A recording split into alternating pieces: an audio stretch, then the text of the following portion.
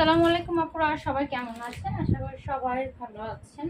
আলহামদুলিল্লাহ আমি আছি মোটামুটি। আমার জ্বর এসেছে, একটু সিক আছি। তারপরও আপনাদের জন্য সুন্দর সুন্দর ভিডিও নিয়ে হাজির হয়ে গিয়েছি, সুন্দর সুন্দর ড্রেস নিয়ে। তো ফার্স্টে আমি চুন্ডি বাটিক দেখাবো। চুন্ডি বাটিকের ডিজাইনগুলো এত সুন্দর এবং কালারগুলো খুবই সুন্দর।